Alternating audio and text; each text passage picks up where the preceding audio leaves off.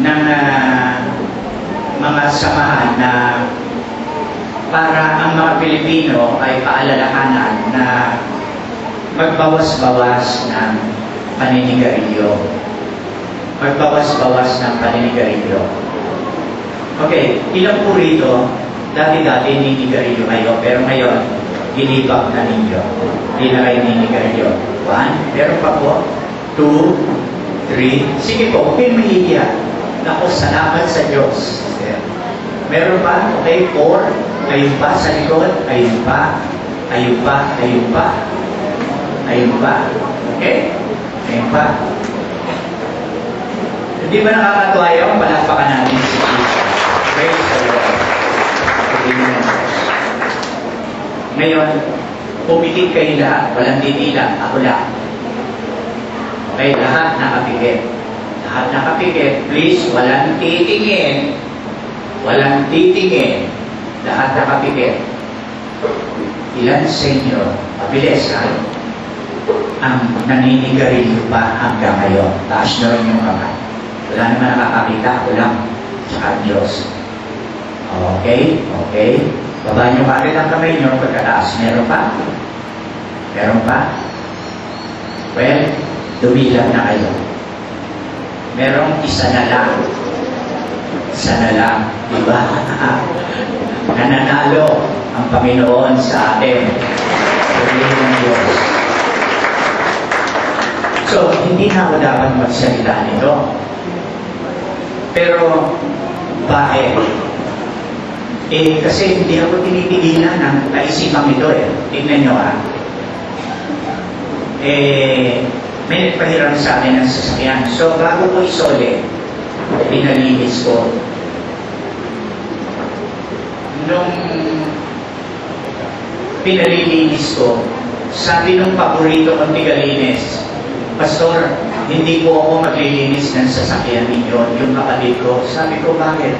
Ito kong sasakyan na to, pinalilinis sa akin. At kaganda-gandang SUV, sports utility bicycle, vehicle, bagong-bago, pinalilinis, nakabukas ang pinto. Sabi ko, bakit? Anong dumi niyan? Sabi sa akin, Pastor, tingnan niyo sa bubungan. Yung kisame. Nung tingnan ko, ang kalahati, nalinis na. Maputi. Ito kalahati, kulay, yung bang dark gray. Sabi ko, bakit? Ano nangyari dyan? Yan uusok ng sigarilyo. Natulala ako, Tapos sumagot ako. Kasi yung naglilinis Alaga rin naninigarilyo Sabi ko, di kung ganyan ang kulay ng baga mo. Ganyan ang kulay ng baga mo at mga malaking parte ng katawan mo. Ganyan kaitim. Hindi siya nakapagsalita.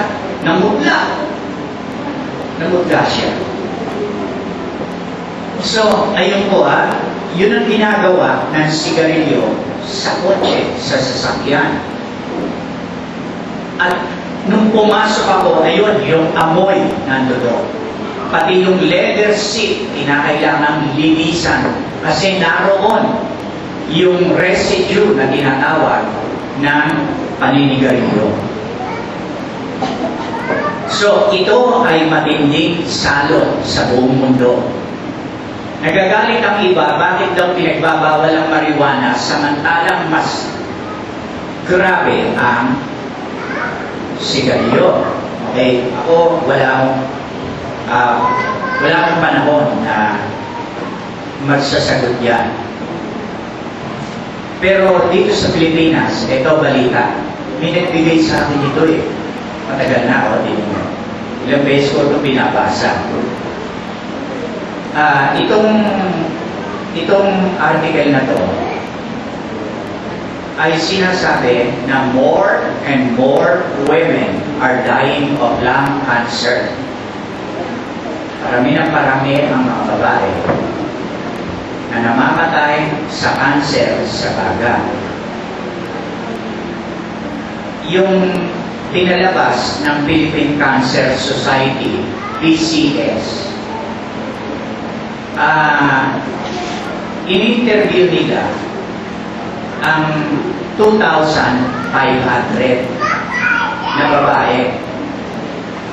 Yung 2,500 na babae ay kinuha sa 100,000 mga babae ng ating population.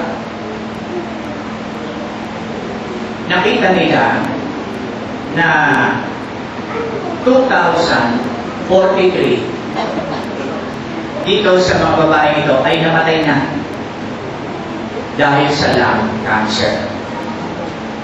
Isipin niyo yun, no? Ang taas-taas. Bakit daw ganon?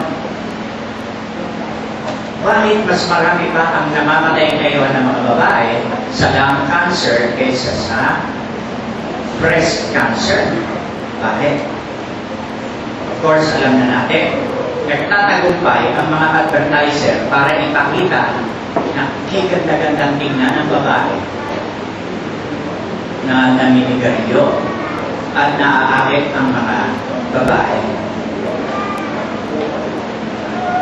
Ngunit hindi lang ang dahilan ay kaya namamatay ang maraming mga babae dahil sa paninigarilyo, kung hindi ang cancer sa baga, kaya lamang ito nadidetect o nakikita ay pagka ito ay nasa advanced stage na siya, stages. Hindi kagaya ng breast cancer. Yung mga doktor, kinakapalang ng konti at pagka may naramdaman sila rong bukol o tumutubo, mabilis na i-check up. Pero ang lung cancer ay hindi ganon. Natutuklasan lang ito pagka huli na ang lahat. Huli na lahat. Di ba nakakatakot yun? Isipin natin.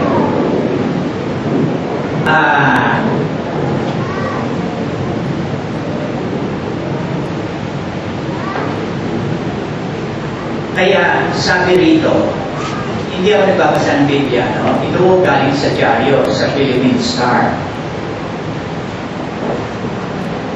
Sabi rito, the mortality rate is alarming because more than 80% of women with lung cancer have succumbed to the disease. 80% ng mga babae ay natigok na, namatay na dahil sa lung cancer. Bakit ba napakamapanganib ng bisyong ito, ng habit ng sigarilyo? Ito ay mapanganib unang-una doon sa naninigarilyo. Mapanganib ito sa kanya. Pero sana siya na lang ang manganib. Okay, tandaan nyo, hindi ako galit pag sinasabi ko ito. Pero ang malungkot, yung mga taong nasa paligid niya ay nadadawit sa panganib. Bakit? Okay, nasisinghot ng mga taong nasa paligid niya, sa bahay nila, sa opisina, sa sasakyan, sa kalsada, nasisinghot ng mga tao yung puso, yung binuga niya na puso. Ang tawag dyan ng mga doktor ay second-hand smoke. Second-hand smoke. Kaya nakahawa yun, nanganganib sila. Pero ang kasalukuyang pagsasalitsid ay natuklasan nila ayon kay Dr. Rosario na kung merong second hand, merong pang third hand na smoke. At itong third hand kamukha ng second hand ay ubrang maging kosa o cause ng cancer. Yung third hand smoke, ito yung dumidikit sa damit. Nung ako'y sumasakay sa bus, pag-uwi ko, hindi ako pwedeng hindi maligo. Pagkagaling, kahit saan ako galing. Bakit? Ang amoy ng shirt ko, ang amoy ng sando ko, ang amoy ng buhok ko. Pag ako nahiga sa katre, katabi ni Ate Babes, no, tutulak ako niya, tumayo ka sa akin, amoy sigarilyo ka. Sabi ko, bakit? Yung buhok ko, kinakapitan ng residue ng puso ng sigarilyo. Ganun katindi po yan. Kaya, sinasabi pa na yung residue ay tumatagal ng matagal. Hindi ka agad ito naaalis. Kaya makikita nyo, pagpasok nyo sa bahay na may naninigarilyo, naamoy nyo, kahit walang sigarilyo o naninigarilyo, ganun din sa banyo. Kumakain dito sa mga ito, ang usok na ito kumakakit sa walls, sa floors, sa carpets, sa drapes, sa cortina, sa furniture. For days, for weeks, and even months. Grabe, no? Sundan yung mabuti yun, ano po?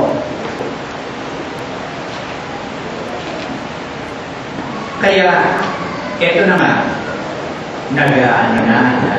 nababahala na ang mga nagmamalasakit sa sangkatauhan.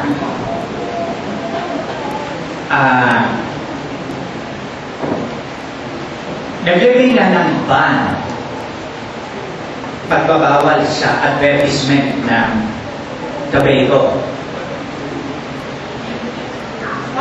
Pero yung natitira pang konting advertisement, sinasabi na 75% ng Pilipino, bakit gano'n ang Pilipino, no? 75% ng Pilipino naaakit doon sa kukunti na lamang na advertisement ng paninigarilyo. Kaya gusto nang ipagbawal talaga to. Yung nakalagay sa sigarilyo, smoking is what? Dangerous to your health. Hindi effective. So ngayon, gusto na gagawa ng batas na gagawin ng graphic. Ang ibig sabihin, may litrato, may drawing. Yun ang gagawin na pag-aanunsyo. Sayang nga lang eh. Kala ko yung cellphone ko, hindi naman ako marunong kumuha ng litrato, hindi ako marunong mag-text. Kaya kung pinitext ko, hindi ako sumasagot. Hindi ako marunong mag-text eh. Basta tinitignan ko lang yung cellphone ko, nakalagay doon, Babes, o yun lang. Tindutin ko yun lang alam ko. Sana nakunan ko ng litrato yun eh. Para mapakita sa inyo. Kaya, babaguhin na to. Titigilan na yun.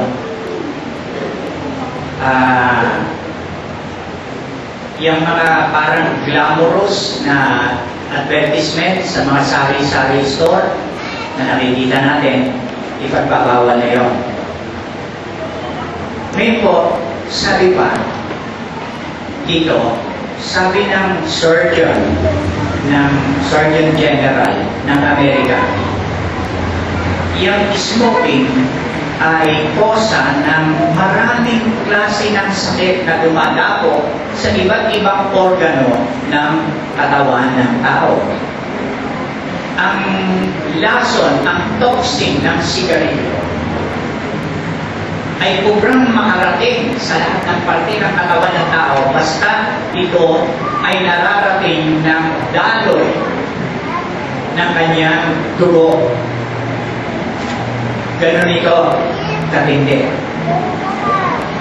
Okay, noong 1964, sabi sa Amerika, 12 million na Amerikano ang namatay sa sakit na nakuha sa paninigarilyo.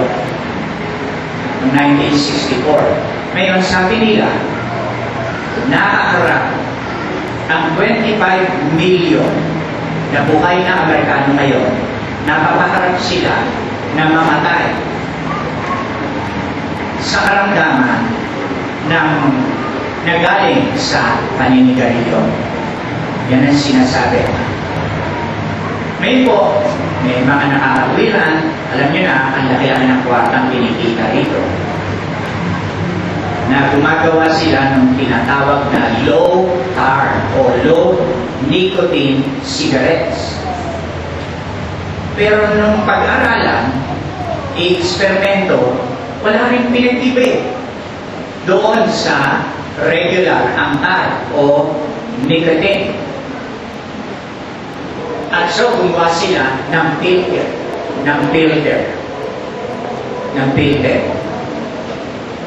So, ayun na, pinapakita sa akin ng naninigarilyo na nasasala yung nicotine. Pero 25% lang ang nasala. Ang 75% na alusot.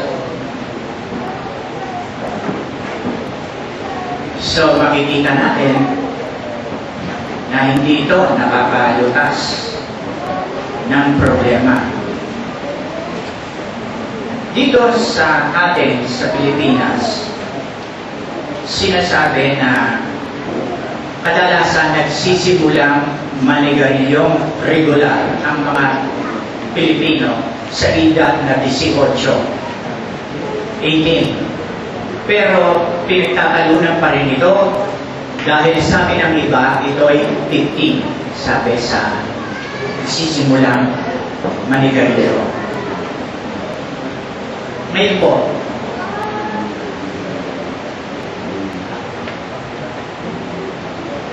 pagka chinek up nyo, makikita nyo maraming nagtatanggol sa kabutihan ng paninigarilyo. Sinasabi nila kung ano-ano ang kabutihan ng paninigarilyo. Halimbawa, sabi nila ganito, smokers have 50% less Alzheimer disease. Yun daw naninigarilyo. 50% raw ang tsansa na hindi sila magkakaroon ng Alzheimer. Okay, nalulungkot ako, wala akong alam na salita sa Alzheimer, kundi yung sa Tagalog, yung pag-ulit, alam niyo yun? Short ng ulyanin. No? Okay. Sabi pa nila, pagka naninigarilyo ka, 50% na less ang chance mo na magkaroon ka ng cancer ng prostate. At 30% na less ang chance mo na magkaroon ng colon cancer.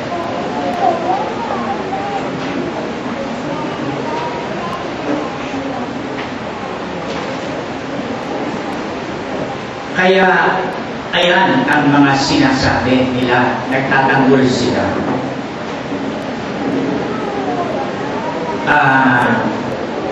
Sabi pa, ang mga anak daw ng mga naninigarilyo, mababa ang kaso ng asthma. Amigos? Bakit? Si daddy mo ba sila yung... okay. Sinusumbong kayo lagi pag ikaw. Okay. Pero salamat sa Diyos, napangasawa mo, nininigarilyo. Di wala na si Asma.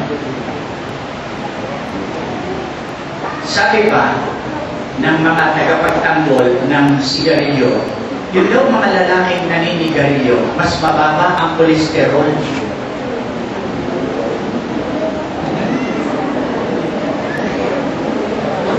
Bakit? Alam ko, matatawa kayo. So, pastor, galing. Pagkas ang kolesterol ko, bibira ko ng sigarilyo para mababa. Okay, kung mababa ang kolesterol mo, paano naman yung ibang parte ng katawan mo? Yung chance mo na magkaroon ng cancer, sige.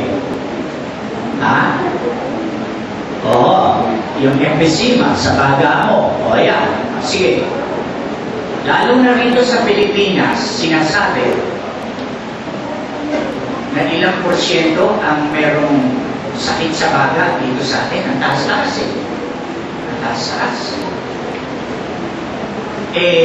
Paano yun? Iniwasan na nigarilyo ka para bumaba ang kolesterol. Kung ano naman, tumaas naman ngayon ang chance mo na maperwisyo ka ng cancer. Kaya, alam niyo na, wala itong kalukuhan. Sabi pa, ang mga babae raw na naninigarilyo sa panahon ng kanilang pagbubuntis ay mababa ang risk ng high blood pressure. Mababa rin ang risk ng eclampsia. Yan ha, mga report na yan. Sinong lulukoy ng masalbahe nito? Pinagpapayaran nila yung researcher nila at mga doktor para palabasin ang kasinungalingan ito. At alam na ninyo, kwarta, kung gaano ito mambulag ng tao at gawin ang tao'y manhid sa pagdurusa na nadadanas ng kanyang ginawa. Kaya, ayan po. Ngayon, sasabihin niyo sa akin, Pastor, punta tayo sa Biblia. Meron akong nakausap. Sabi sa akin, Pastor, ipakita niyo sa akin ang isang talata. Ito ay mga edukadong mga tao sa kausap ko. Pakita mo niyo sa akin ang talata sa Biblia na nakalagay, no smoking, at itigil na po ako.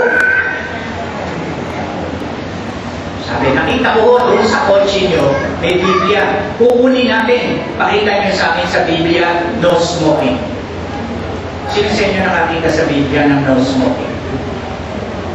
Ha? Wala eh. So, wala. Bakit? Kasi, nung panahon, ang Bible natin ay ipasulat ng Diyos. Wala pa nung paninigarilyo eh. Hindi pa naninigarilyo tao. Hindi pa siya nakaka-invento ng paninigarilyo. Kaya wala. When the Bible was written, smoking was unknown. Pero sa ilalim ng lahat ng iyon, kadami-daming aral, talata sa Biblia na ipinapakita sa atin, mga talata sa Biblia, aral sa Biblia, prinsipyo sa Biblia na nagtuturo sa amin na kinakailangan umalis tayo diyan sa mga bad habit na yan. Hindi lang smoking, kundi pati iba pa. Halimbawa, tingnan po ninyo, 1 Corinthians chapter 6. Unang Korinto 6. Alam niyo, may mga tao nagagaling sa akin, sasabihin sa akin, yan alam mo lagi, talata na binubuksan nyo eh. Sa loob-loob ko, isang sinasagot ko rin, yan namin lagi ang sinisigarilyo mong brand eh. Di ang pansagot ko riyan, yun ding talatang yun. Chapter 6, tingnan po nyo. Tandaan niyo ito, chapter 6 ng Korinto 6 mula 19. 1 Corinthians 6. O hindi ba ninyo nalalaman? Ibig sabihin, ano kayo? Mga ignorante kayo? Sabi ni Pablo sa Korinto, hindi ba niyo nalalaman na ang inyong katawan ay templo ng Espiritu Santo na nasa inyo? Okay, tingnan nyo ha. Pagka kayo ay Christian, merong Espiritu na nakatira sa inyo. Ang tawag sa Espiritu yun ay Espiritu Santo, Holy Spirit. Saan siya nakatira? Sa inyong katawan. Sabi rito, hindi ba ninyo nalalaman na ang inyong katawan ay templo ng Espiritu Santo na nasa inyo? Na tinanggap ninyo sa Diyos. Hindi kayo sa inyong sarili. Hindi kayo sa inyong sarili. Hindi kayo may-ari sa inyong sarili. Sapagkat kayo binili sa halaga. Biniyaran kayo ng Diyos, sabi. Luwalhatiin nga ninyo ng inyong katawan ang Diyos. Okay? Ayun po ang sinasabi nito. So, pagka kayo Christian, ang katawan natin ay templo ng Espiritu ng Diyos. Yung katawan, nung hindi tumanggap kay Yesu Cristo, natural, templo yun ng opposite ng Diyos. Templo yun ng Espiritu ni Satanas. Pero, si Satanas ay squatter doon sa katawan na yun dahil hindi naman niya binayaran yun eh. Binayaran yun ng Diyos. Yun nga dahilan kaya inaakit natin ng tao kay Kristo. Dahil ang may-ari ng tao talaga ay walang iba kundi ang Panginoong Jesus. Kaya, nung ibigay mo sarili mo kay Kristo, inilagay niya sa iyo ang kanyang Espiritu. So sabi, luwalhatiin mo ang Diyos sa pamamagitan ng iyong katawan.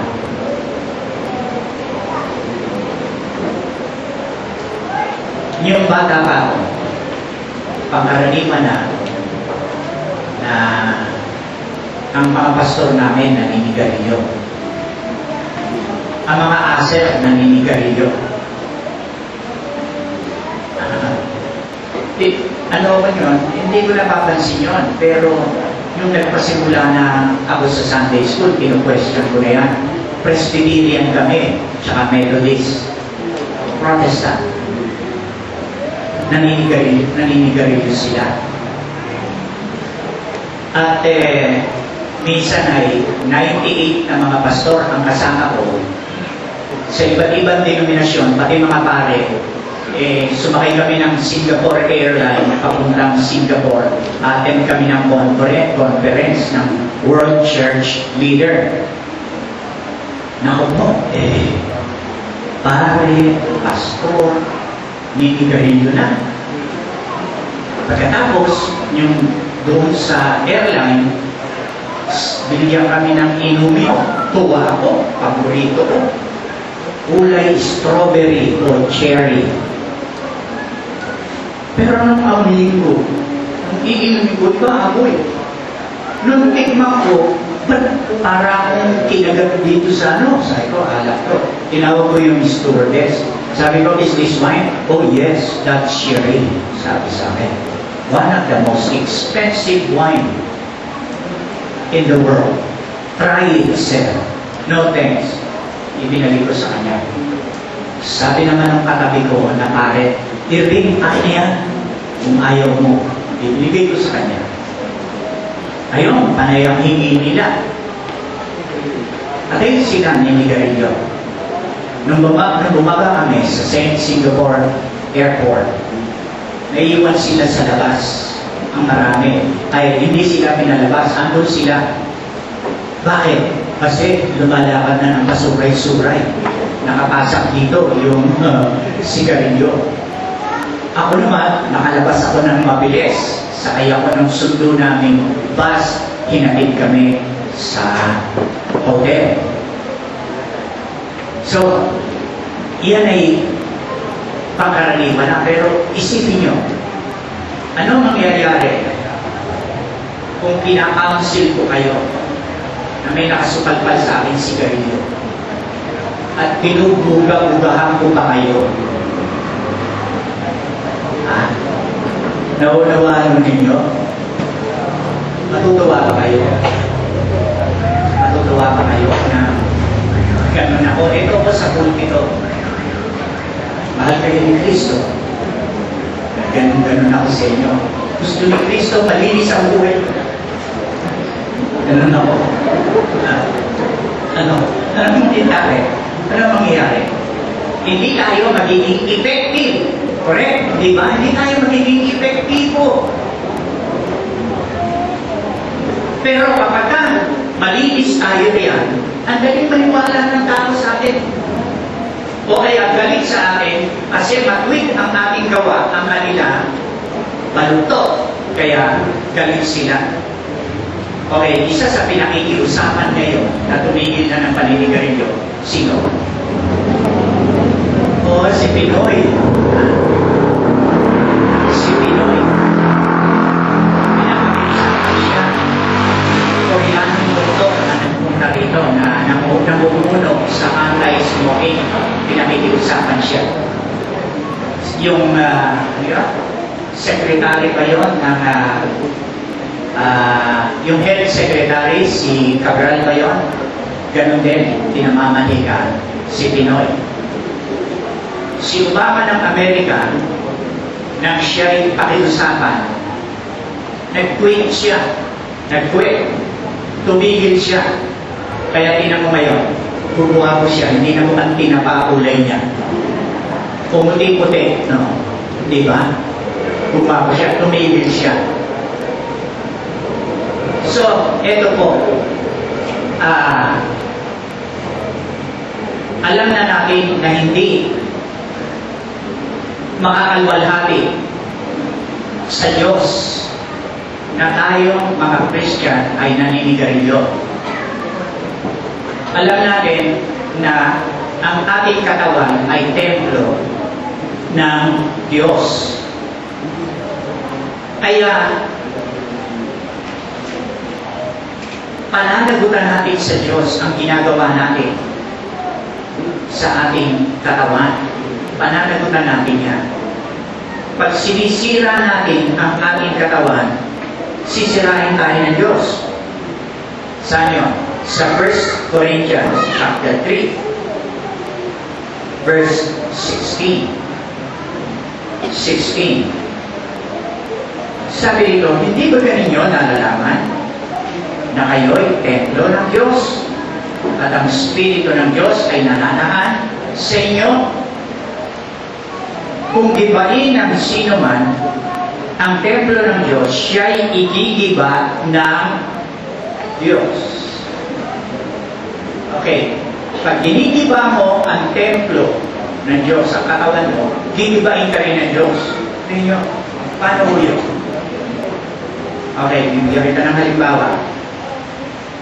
Yung kapatid ko rito, si Brainstorm, at saka si Joel, kasama ng mga ilang senior noon ng aming church, Bethel Temple, pinuntahan ako sa Naik.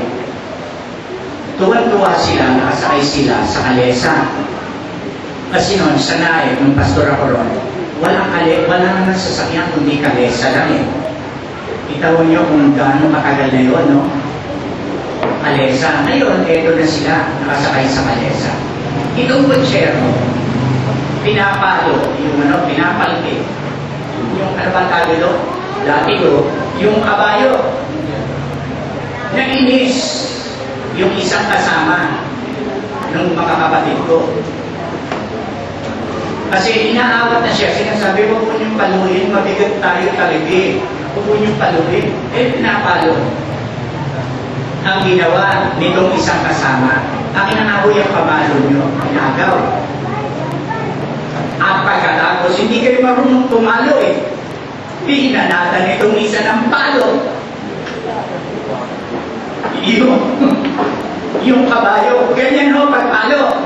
Ganyan, sabi. Kare. Nagtakbo, yung kabayo. Ngayon, bakit ko ba ito binabanggit? Kasi, pag naninigarilyo kayo, nai-encourage ang iba eh. Nai-encourage ang iba. Tingnan mo yung lolo ko. Tanda-tanda na hindi namatay. Ayan na. Siyempre, pag pinatay agad ni Satanas yan, walang pakwenta-kwenta. Pero, darating at darating ang oras, may papalo sa inyo ng malakas. At ayan na. Naku, pag nakita nyo yung mga biktima ng cancer na natatawag ako para mag-pray, dyan wala nang matapang na lalaki sa inyo. Nakakita na ako na parang tambuhala na lalaki, ang laki-laki. Sa ospital sa Maynila, pinapunta ako ron, US Navy. Malaki pa doon sa napakasawa ni Kate ang katawan. Talagang hindi niya malaman kung hihiga siya, tatayo siya, nag-aagaw buhay siya. Pinatatanggap ko siya kay Kristo. Alam ko, mamatay na siya. Pinatatanggap ko siya sa Panginoong Yesu Kristo. Hindi na mo makapagsalita eh. Kaya yung kanyang paghihirap, kawasan, sa akin, dasal mo na lang ako, patay na ako. Sabi ko, hindi pa ho kayo handang mamatay eh. Tanggapin niyo muna sa Yesu Kristo, aminin niyo nagkasala kayo sa Diyos. Wala eh. Hihiga, tayo. Talagang makikita mo yung alsa ng dibdib, yung pag-aagaw, buhay. Ando doon. Ewan ko kung ano nangyari sa kanya. Wala talaga akong magawa. Humbi na lang ako. So makikita natin, pagka ginigiba natin ang katawan natin sa pamamagitan ng paninigarilyo, gigibahin tayo ng Diyos. Tutuloyan tayo ng Diyos. 1 Corinthians chapter 3 yun, verse 16. Sabi pa rito, sapagkat ang templo ng Diyos ay banal, na ang templong ito nga ay kayo. Hindi ba kayo natutuwa ron? Akala nyo ito templo ng Diyos? Sa katotohanan, kayo at ako templo ng Diyos. Kung di tayo pumupunta rito para sambahin ang Panginoon, ordinaryong building lang to. Pero dahil pumupunta tayo rito, tumataan tayo rito, sinasamba natin ang Panginoon, nagiging banal ang dakong ito. Kaya makikita nyo, hindi kayo kinakailangan pumunta rito para sumamba. Ngayon, bakit tayo nagpupunta rito kung gano'n? Kasi ito'y sama-sama pagsamba. Ikaw mag-isa, sa templo mo, ang katawan mo, sa templo mo, pwede mo sambahin ang Diyos. Ginagawa ba nyo yun? Oo, gagawin natin yun. Umanta tayo. Tayo song leader doon. Tayo rin na nagsisermon sa sarili natin. Amen? Kaya tandaan natin, tayo templo ng Diyos. Ganon ka-importante ang ating katawan. Ngayon po, ang maraming smokers, sasabihin sa iyo, Pastor, kumbinsido naman ako eh. Ang problema ko, ang hirap alisin ito. Ang hirap alisin nito. Yun ang sabi nila. Samantalang ang iba naman, ang dali. Pero merong iba talagang nahihirapan. Hirap na hirap. Pero ang iba, isang linggo lang, wala eh. Ang iba, taon na nangigibakas sila. Nakakawa sila, lugar na mabuhay tayo. Pero, isipin lang natin, pag mahal natin si Kristo, kadaming kadahilanan kung bakit tayo dapat mag-quit. Isa lang yung kadahilanan ng kalusugan. Isipin nyo, napakasakit eh. Ilang beses na akong natatawag para mag-preach, mag-service sa namatay na ina ng tahanan. Tapos, ano ko pinamatay niya? cancer ko sa bagay. Tinitingnan ko yung babae. Mga hindi ko kilala. No? I mean, yung pang hindi galing sa atin. Mamaya nakikita ko yung lalaki naninigarilyo. Yung anak naninigarilyo. Wala pa silang cancer. Itong nanay ang napatay. Paano? Sa pamamagitan ng second hand at third hand na smoke. Kaya kung di tayo napiperwisyo ng sigarilyo agad-agad, abay, tingnan din naman natin yung napiperwisyo na iba nitong bisyong ito. Isipin nyo yung discomfort na natitikman ng tao. Nasasarapan ba kayo? Nakasakay kayo sa minibus, umuulan, sinara lahat ng bintana, tapos ninigarilyo? Ha? Di ginagawa kayong tinapa doon? Diba? Isipin nyo lang. Isipin nyo. Yung discomfort. Kaya nga, talagang nag-pray na ako nung hindi na ako makatagal. Sabi ko, Lord, bigyan mo ako ng sasakyan. Huwag lang motorsiklo. Basta kotse, bigyan mo.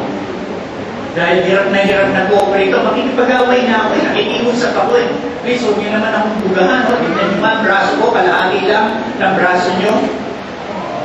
Huwag niyo na akong bugahan. Sabi sa akin, bumili ka ng kotse.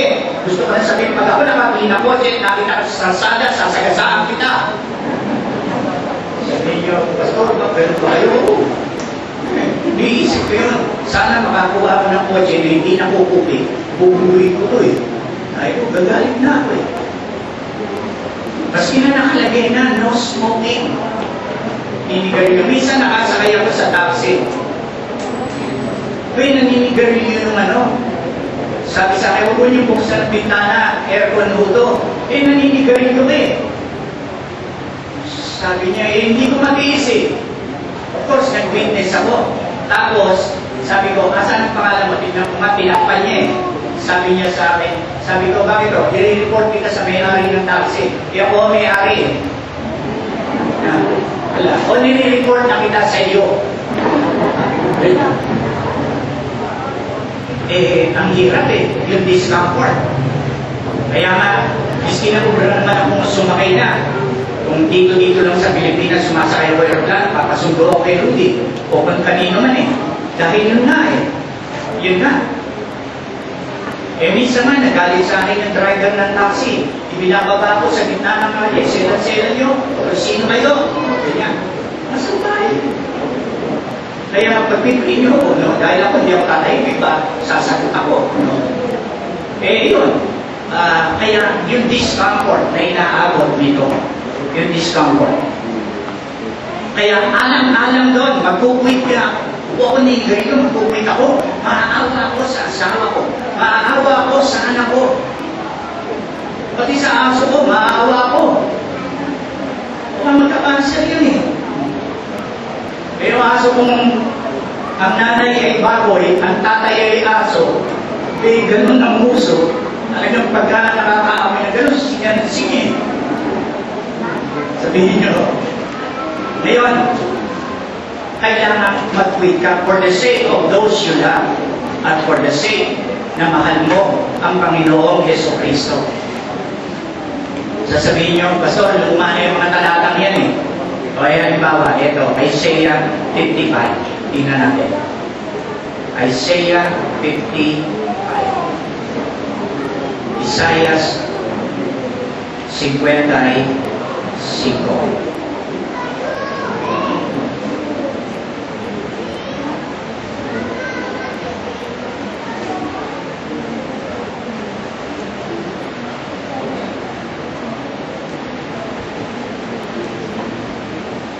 Verse 2.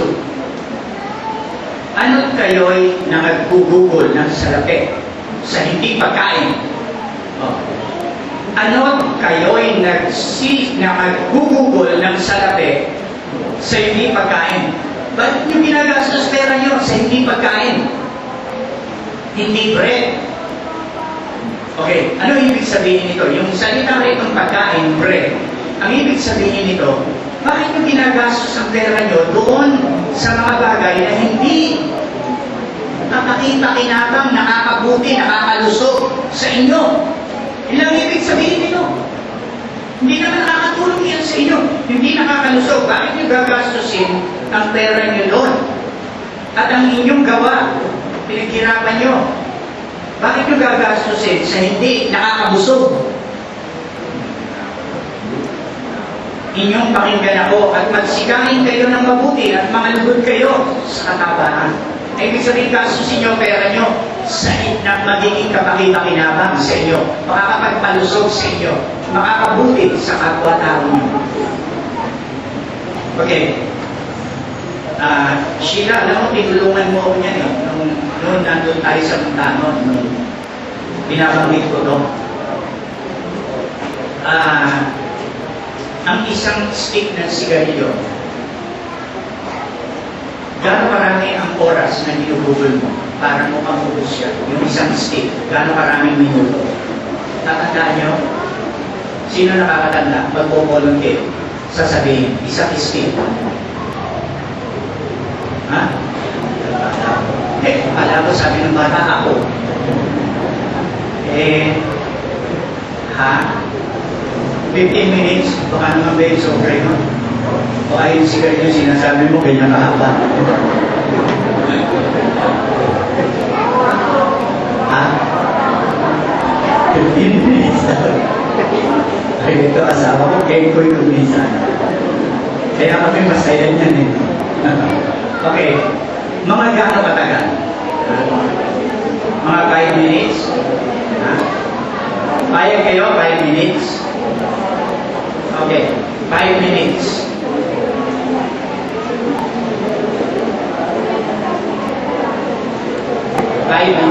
Ha? O kaya nga, depende. Pero, palagay ko guys, kahit depende, hindi aabutin ng 15 minutes eh. Ha? Mga 5? Mga 5? Ano na yun? Safe na yun. Okay, 5. Sino rito magpo-volunteer? Nung naninigarilyo kayo, ilang sigarilyo na uubos nyo sa buong matapos? Ilan? Mali. Isang kayo maghapon. Yun yung kalakasan na ninyo. Yung pasensya na kayo, ano ko eh.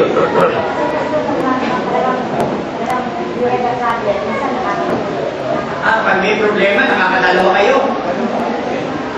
Okay, nakakadalawang pakete. Ilan ang laman ng isang pakete? 20? 26?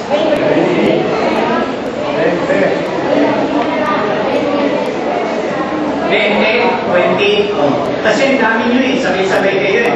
Ang dami ko narinig na boses, hindi ko alam kung alin ang boses ng tama. Okay, 20 isang pakete. So, 20 times 5 equals 100. So, ilang minuto ang ilubos mo sa paninigarilyo sa magkapo? Ha? Tama ba ako? Sa pagkukwenta? Di 100 minutes. So, isang oras at 40 minutos ang ilubos mo sa paninigarilyo. Isipin nyo, isang oras at 20 minutos. Samantalang nung basahin nyo, bigyan nyo, paspas kayo.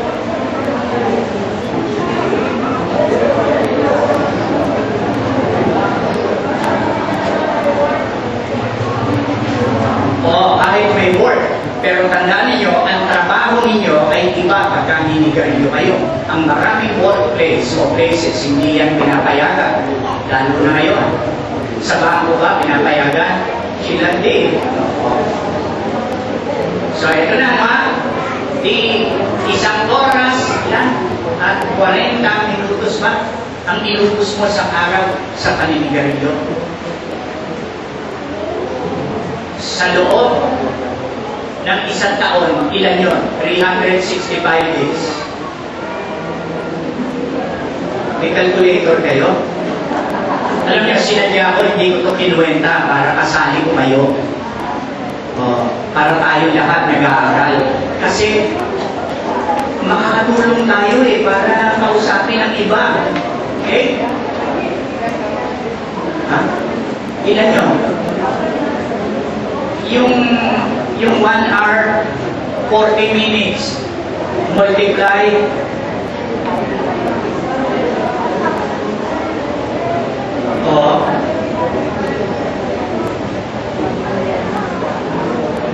ayaw makinig sa buhay. Bukas, kakapitan na kayo. Ha?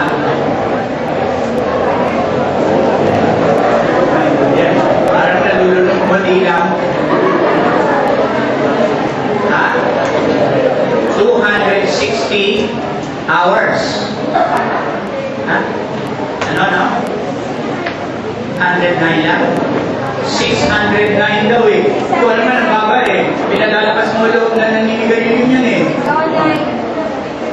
609.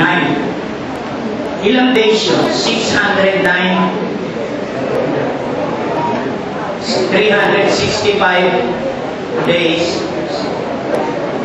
1 hour 40 minutes. I-reduce nga natin yun sa days. Yung ilang days ang inubos mo sa paninigarilyo at 600 something.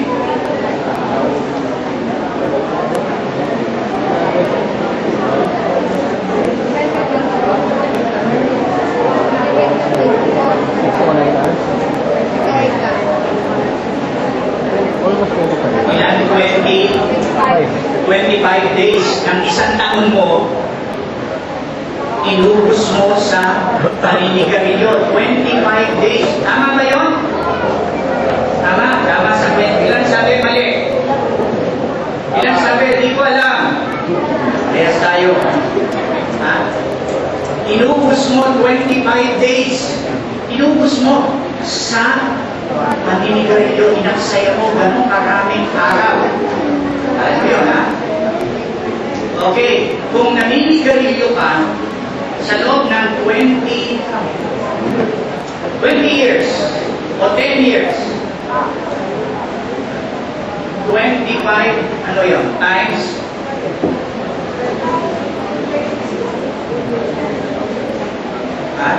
25, naninigarilyo ka, 25 days ng isang taon ginagamit mo sa paninigarilyo. Naninigarilyo ka, let us say, ano na, 20 years o 10 years.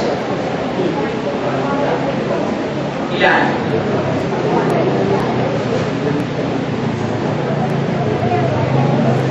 Ha? Ilan sila sa inyo ba? Taas.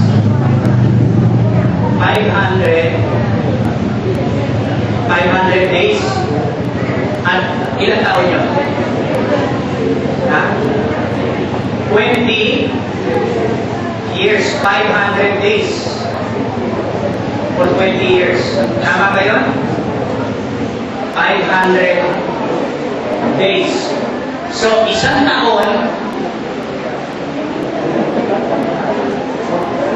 500, 365, isang taon, at 150 days.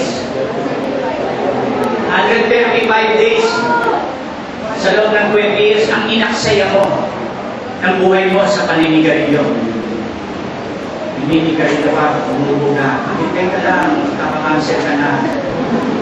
Tapos na paghihirap mo. Okay? So, magkano ang isang pakete ng sigarilyo? Sino nagtitinda ng sigarilyo? Garilyo! Sino nagtitinda? Ha? Magkano? 50 pesos? 20 pesos? Kung mabiso ang isang stick, ang laman ng isang pakete ay 20.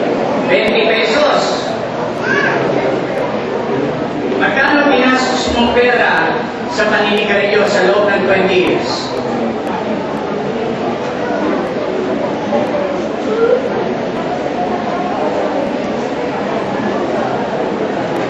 Nikki, how much did you spend for 20 years?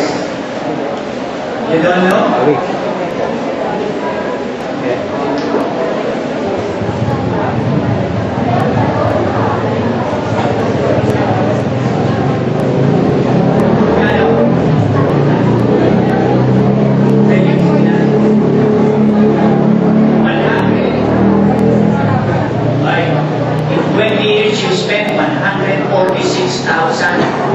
Para sa sigarilyo.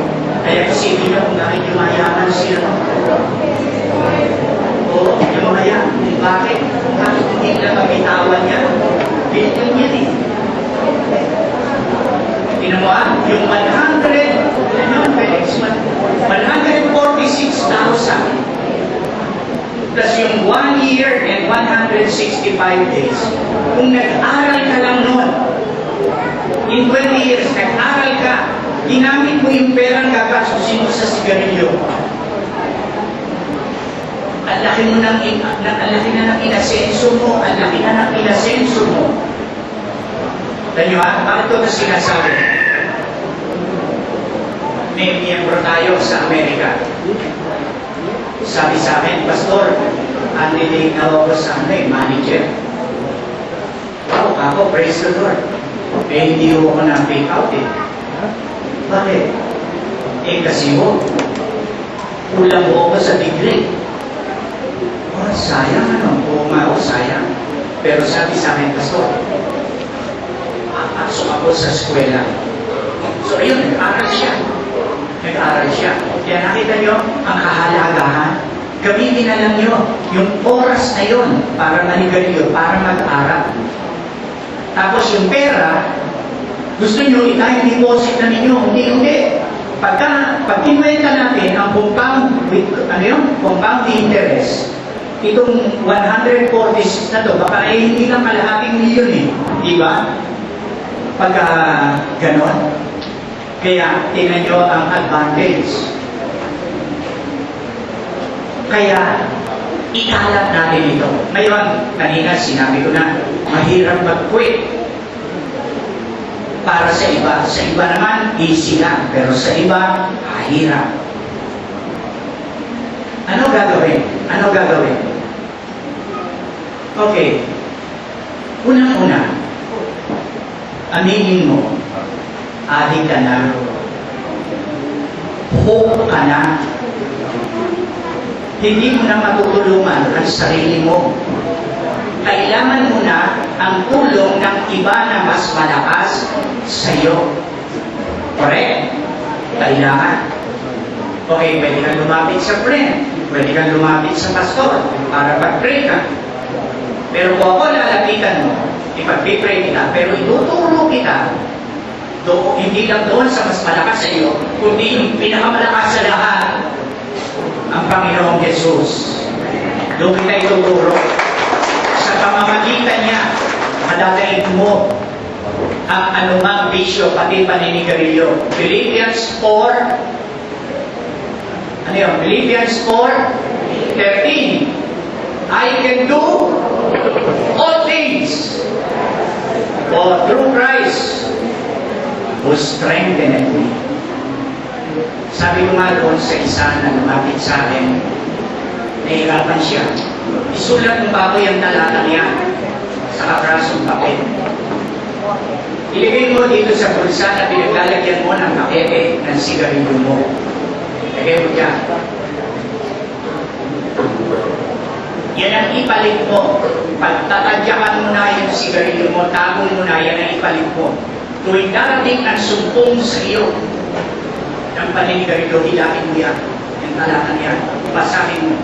Kung ang pangalan mo ay Irving, sabi mo, Irving Dimesa, magagawa mo lahat ng bagay sa pamamagitan ni Kristo na nagpapalakas sa iyo. Alam mo niyo yung tao, bumalik sa akin. Dadaig niya sa pamamagitan ni Kristo. Wala tayong hindi madadaig sa pamamagitan ng Panginoong Yeso Cristo. Nahuli ako ng tatay ko na naninigarilyo. Maliit pa kami. Teenager na kami. Yung mga ginagaya na ba namin yung adult? Naranasan niyo yung mga lalaki. Kung gusto na ninyo maging kamukha ng mga matatanda, no? Yung naninigarilyo kayo. Ito kami, naninigarilyo kami. Namulot kami ng upos. Tapos nagbuha kami ng sigarilyo namin. At pinumpisahan namin itigin na tatlo kami magkakapatid na lalaki. Gusto namin madaanin sa ilong. Sa ilong. Sabi nitong isa, lulumin mo. Sabi niya, no, hindi namin makashoot dito sa ilong. Nilulok namin, nilubo kami.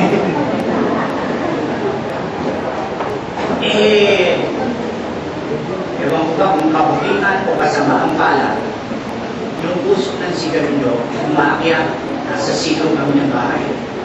Ang tatay ko nagulog Sabado. Umakyat yung puso sa kwarto ng tatay ko, kasi may panay. Ang tatay ko, sino niligarilyo? Ibig na niya, nakita niya galing sa kawa, bumaba.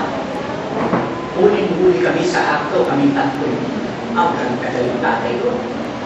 Ikaw Irving talaga, ikaw ang pamanay.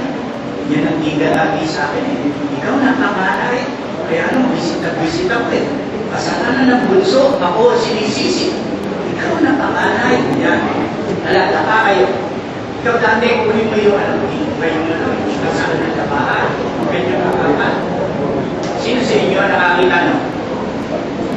Alam niyo, masakit pa yun sa pinalo kay Cristo dito sa likod. At sa kanon, wala naman kaming free eh. Wala kaming mga free. Tinababa ng tatay ko yung pantalon. Sabi, ikaw Irving, tatlo kalo mo. Dahil ikaw dati, pangalawa, dalawa. Ikaw Winston, dahil bunso ka, isa. So ayun na. Si Winston ang inuna, yung kapatid kong nag-sermon dito. Ibinaba yung pantalon, hindi pa napapalo. Sabi, aray! Gabi. Si Winston, aray na ng aray, hindi pa napapalo. Sa madaling salita, ngayon, napalo sila. Ngayon, natikman ko na yun. Pagka pinalo ka at wala kang pantalon, hindi ka makaupo eh. Para kang napasok sa puwet. Pinalo ko ng isa, talagang ang sakit. Tumayo ako. Sabi ko, ako pinapalo ninyo. Dahil nanigarilyo ko. Kayo rin, pagkatapos, papaluin namin kayo. Bumapa kayo dito. Naniyak ako. Dahil naninigarilyo kami. Naninigarilyo rin kayo. Kahit ko sa tatay ko. Di na ako dadaka. Saktan ako, tama na yun. Kahit ko, kayo naman ang dumapa, papaluin namin kayo. Sabi ko kay dati kay Winston, sino unang gustong pumalo? Yung dalawa ayaw. Ako! Daka! Sabi ko sa tatay ko. Galit ako eh. Hindi bibigyan tatay ko. Namumula-mula na namumula, umakyat sa taas. Hindi umibig. Ako pa nagabili ng sigarilyo. Ako pa tigasindi. Kaya nga natuto ko eh. Masisindihan sa akin sa uling. Uling ko din, hindi bumibili lighter. O, din, sindihan mo sigarilyo. Tatakbo ko sa baba. Hindi ko minsan eh, walang kinabawas bago ko isorry sa kanya. Naunawahan nyo. Maalit, parang may nata. Tinitingnan ko pa, sarili ko sa salamin. Doon sa kusina. Eto. Ngayon, napansin namin, hindi. Naninigal. Pero talaga naman, nakakayaya. Tsaka hindi nakakakain. Sabi ng nanay ko, kasi ikaw eh, pag namatay tatay mo, yan, tinatataw ng nanay ko. Ikaw kasi, ang bibig mo eh. Hindi ka na nakawa sa tatay mo. Sabi ko na inahawa na ako, pero yung pera. Pera, ibibili ko na sigarilyo. So, bili ako ng sigarilyo, sinindihan ko, tayo manigarilyo na kayo, katawarin mo na ako. Nakatingin lang sa akin. natutulala. Sabi sa akin, Irving, habang niya, ka nang hahawak niyan kahit kailan. Ano, nakakam ng tatay ko, no? Siniser mo ng bako. Ka nang hahawak niyan, kailan man. Alam niyo, pagkaraan ng isang buwan, kita ko, talagang wala na. Kinakadyawan siya sa kanyang pinagtatrabahuan. Lahat na quit niya. Lumabas ang pagkamistis ng natin. Lumayos ang kanyang katawan. Umanda ang kanyang pagkain. At naging 10 kami.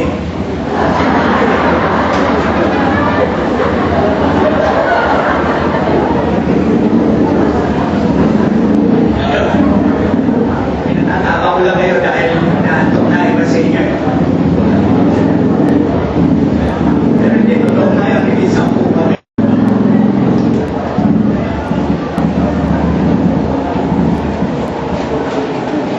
Pinakwento yan ng tatay ko pagka nagpapatulog siya. Kaya ika sabi niya, ilang anak ko yan, kaya magiging pasok yan. Liberation mo ko. So, nadaig niya. Alam niyo kung ano kami ginagawa, pipray siya talaga. Pipray siya kahit pagkagaso pa siya. Dahil sabi niya, ayoko na kahit isa sa anak ko ay manitigan ito. At yun ang nangyari. Wala sa amin, naninigan ito. Kahit isa. Kahit ano, hindi pa kami Christian. Wala. Ayun, nag-adik. Yun ang nangyari. Pero na-safety naman si Joel. So, palagay niyo ako eh. Hindi nyo na pinag-permission ang sarili nyo. Hindi na kayo makapag-permission sa iba. At alam nyo, mapaparangalan nyo ang Panginoong Jesus. Pag hinayin na ito, tayo madalangin. O Diyos, maraming salamat sa iyo na halos 99% ang congregasyon mong ito ay nalinis na sa bisyo nito, isa na lang. Panginoon, tulungan mo ang aming kapatid na yun na di matapat. Bigyan mo siya ng tagumpay laban sa sigarilyo. Palakasin mo ang kanyang resolve, ang kanyang kapasyahan, at ipigilan niya ito. At ang hahawakan niya ang Philippians 4:13. Nagagawin niyang mag-quit hindi sa pamamagitan ng kanyang lakas, kundi sa pamamagitan ni Jesucristo na papalakas sa aming lahat. Ito ang aming dalangin sa pangalan ni Jesus. Amen. Okay. Sana natandaan nyo may ilang points po para may husay at talino kayo at tayo na makapagpaliwanag. So ngayon po ay bago natin dalhin ang ating mga offering at tithes ay may mga ilang announcement. Natatandaan ba nyo yung anniversary song na pinupost ni Brother Felix, nilagyan ng music nitong si Dexter, kinanta ng halo-halong kabataan natin. Tatandaan nyo? Diba, hindi na natin kinakanti. Kantahin natin ito every Sunday, ha? Anniversary year natin ito, eh. At yung tuwa yung mga pastor na nagpunta rito sa atin. Napakasimple lang ng ating celebration, pero napakamakahulugan. Tuloy, pinakausap na ata si Pam para magsalita sa camp ng mga anak ng pastor. Tinatanong din ako kung pwede si Elang imbitahin. Hindi, okay, hihilin pa. Makakatulong to sa mga anak ng pastor na i-share nyo yung sinabi ninyo. At saka, alam niya, dalhin nyo pati mga kaibigan nyo kasi gagawa eh. Maraming mga anak ng pastor na lilihis eh. Naliligaw, nakukonfuse, gusto nila na magkaroon ng camp. At ma'am, babayaran natin yung mga gastos. Pero si Ella siya gagastos sa sarili niya. At alam niyo, yung nagsalita yung mga bata niya, hindi naman yung kasali sa program eh. Impromptu yung sandaling salita, hindi yung pinagandaan. So, salamat naman sa Diyos at maganda ang epekto. So, ano announcement?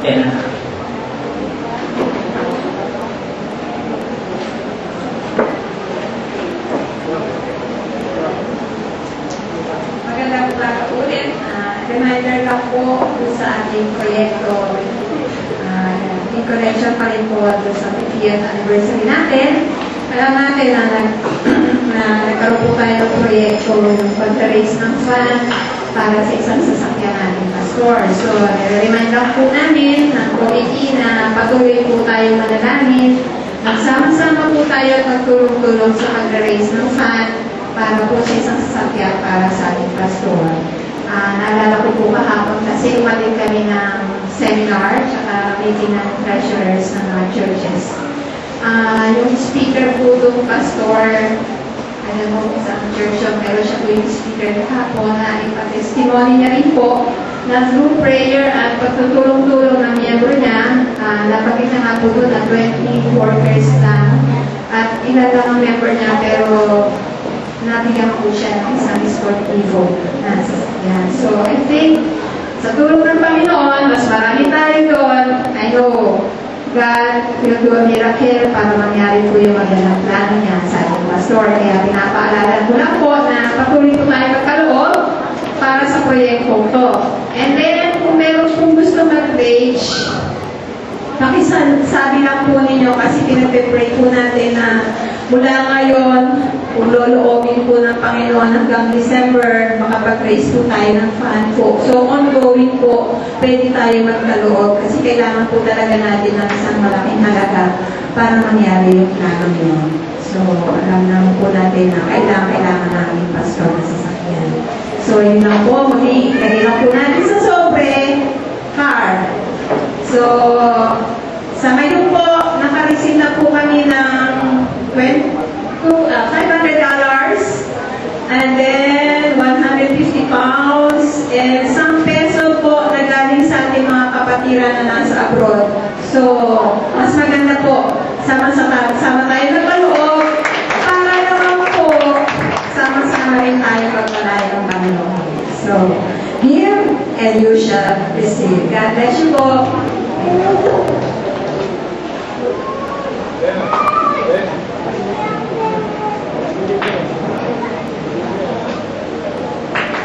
Kung wala kayong pera, ito yung mga unang pastor sa India, si John Wesley, nagpupunta sa pangangaral, nakasakay sa kabayo. Bili na lang yung kabayo. Total horsepower yun eh. At aligay ko na ako, susunod sa akin, papunta rito. Baka kala nyo marunong akong kabayo.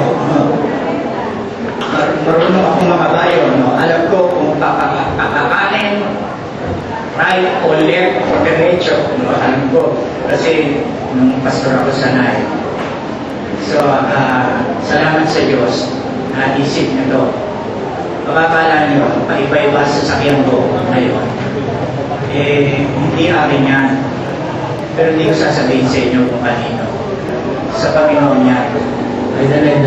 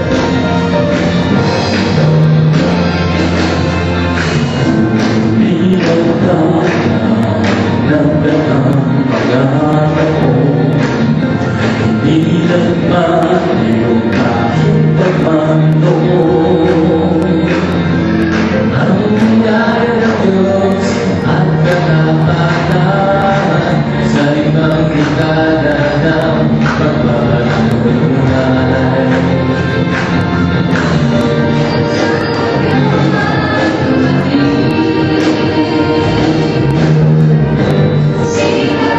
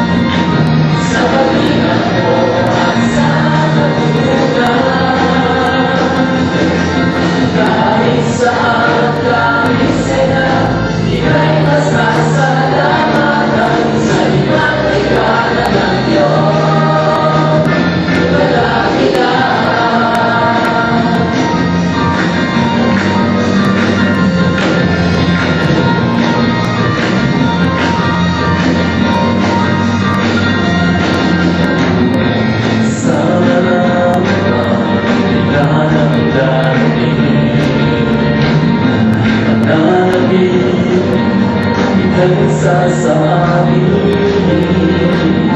huwag tayo sa dating mga panahon ihahayag kabulihan mo Panginoon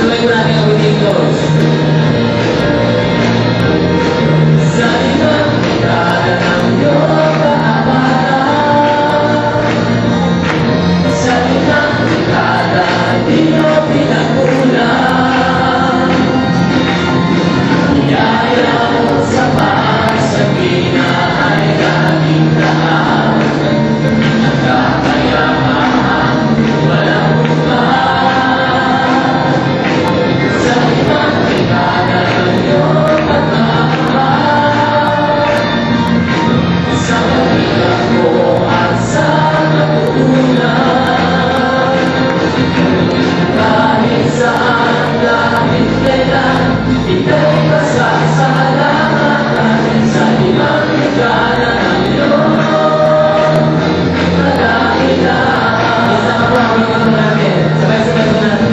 Awit ito.